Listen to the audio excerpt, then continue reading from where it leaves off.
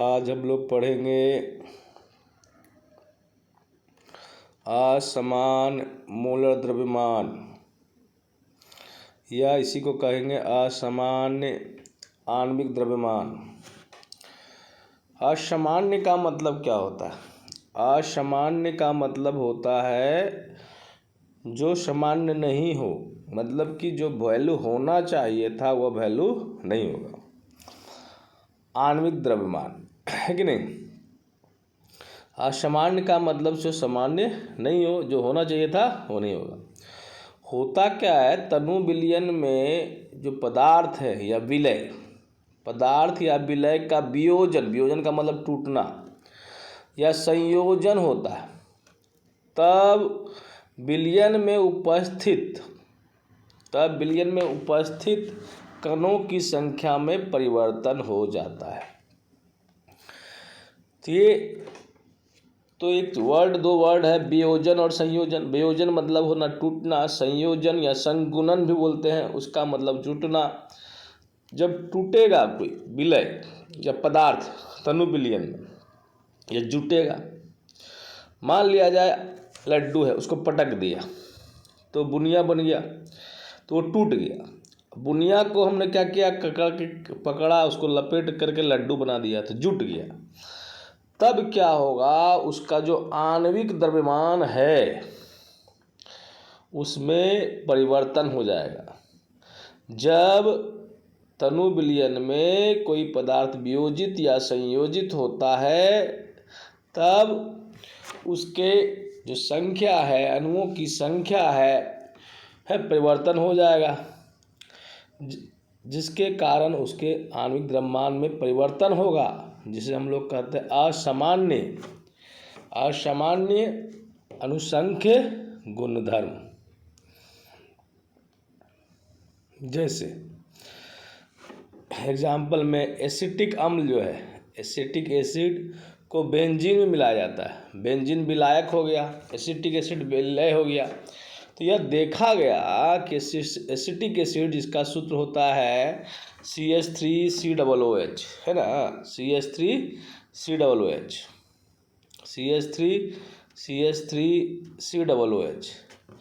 तो इसका आणविक द्रव्यमान अब निकालिएगा तो आएगा 12 gram plus 3 plus 12 plus 16 plus 16 plus 1। हाँ, इसको जोड़ने पर आ जाएगा आपका 60 ग्राम। तो एसिटिक एसिड का जो समान आणविक द्रव्यमान है वो 60 ग्राम है। लेकिन जैसे ही बेंजीन में हम लोग डालते हैं, बेंजीन में डालेंगे तो एसिटिक एसिड का द्रव्यमान जो हो जाता है, पाया गया 120 पाया गया। होना चाहिए था कितना, 60, पाया कितना गया। बेंजीन में जब डाले एसिटिक अम्ल को कितना हो गया आणविक द्रव्यमान, 120। मतलब ये असामान्य हो गया है। क्यों असामान्य हुआ? असामान्य क्यों हुआ? असामान्य होने का क्या कारण है? तो होता क्या है, बेंजीन जो है, बेंजीन में एसिटिक एसिड जो होता है वो हाइड्रोजन आबंध के द्वारा आपस में जुड़ जाता है। हाइड्रोजन आबंध के कारण, जुटने के कारण, देखिए यहाँ देख सकते हैं CH3COOH जो है, और CH3COOH वो यहाँ पर डॉट डॉट से दिखाया गया है। हाइड्रोजन आयन के चलते इसका संयोजन हुआ। संयोजन मतलब आपस में जुटा, जुटने के कारण इसके आणविक द्रव्यमान क्या हो गए, बढ़ गए, वृद्धि हो गए। मतलब जो होना चाहिए था वो नहीं, अब नया आ गया, जिसको कहेंगे हम लोग असामान्य आणविक द्रव्यमान। ठीक है। तो सीधा सा बात, असामान्य आणविक द्रव्यमान से क्या समझते हैं? तो बोलेंगे तनु विलयन में जो पदार्थ है, विलय है, उसका संयोजन या वियोजन होता है, जिसके परिणाम स्वरूप उसके द्रव्यमान में परिवर्तन हो जाता है। इसी परिवर्तन को हम लोग असामान्य आणविक द्रव्यमान या असामान्य मोलर द्रव्यमान कहते हैं।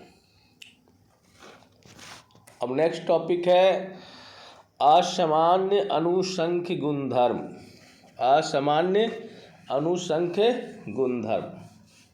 असामान्य अनुसंख्य गुणधर्म को इंग्लिश में कहते हैं एबनॉर्मल कोलिगेटिव प्रॉपर्टी। असामान्य अनुषंग गुणधर्म, अनुषंग पहले उसको जानना पड़ेगा। अनुषंग गुणधर्म किसे कहते हैं?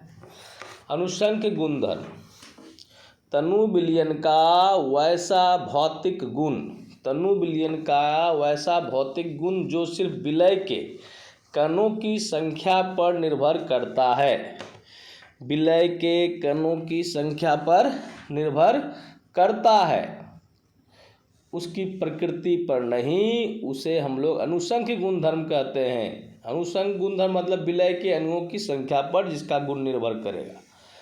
पहले पढ़ाया गया है। अनुषंग गुणधर्म 4 प्रकार का होता है। वासदाव में आपेक्षिक अवनमन, कथनांक का उन्नयन, है ना, हिमांक का अवनमन, परासरण दाब, मतलब कहीं ना कहीं ये संख्या पर निर्भर कर रहा है। अब आते हैं असामान्य। असामान्य का मतलब जो होना चाहिए था उसमें बदलाव। हम जानते हैं कि तनु विलयन का अनुषंग गुणधर्म केवल विलय के अणुओं की संख्या पर निर्भर करता है, विलय की प्रकृति पर नहीं। अब क्या होता है? जब विलयन में विलय का होता क्या है, विलयन में कभी कभी विलय का वियोजन होता है, टूट जाता है। जैसे नमक है NaCl, 1 मोल NaCl को जब हम लोग क्या करते हैं, 1 मोल NaCl, जैसे NaCl है, NaCl को विलयन में डाला, ये देखा गया कि Na+ और Cl- में टूट गया। मतलब कि NaCl में NaCl का वियोजन हो गया Na+ और Cl-। अब पहले तो 1 मोल NaCl था,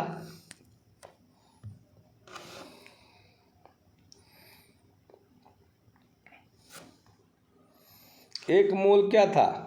NaCl था।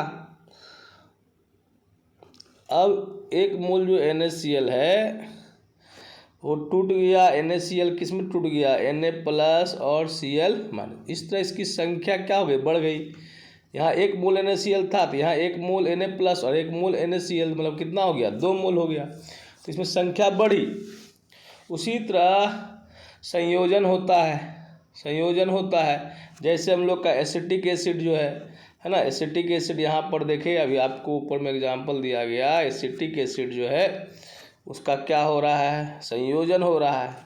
2 से क्या बन जा रहा है? 1 बन जा रहा है। तो संख्या में कमी हो रही है।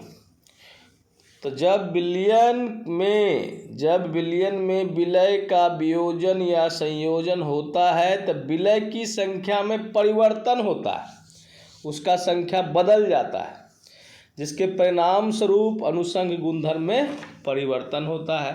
क्योंकि हम लोग जानते हैं अनुषंग गुणधर्म संख्या पर निर्भर कर रहा है। अगर वियोजन होगा तो संख्या बढ़ जाएगा, संयोजन होगा तो संख्या घट जाएगा। जैसे लड्डू है, उसको पटक दिए तो वियोजन हो गया, उसमें जो छोटे छोटे कण है वो बढ़ गए, संख्या बढ़ गई। संयोजन हो जाएगा तो संख्या घट जाएगा। तो जिसके कारण उसके गुणों में, अनुषंग गुणधर्म में परिवर्तन होगा। इसी परिवर्तन को हम लोग कहेंगे असामान्य अनुषंग गुणधर्म। अब अगला आते हैं भांटफ गुणांक। भांटफ गुणांक की बात करते हैं।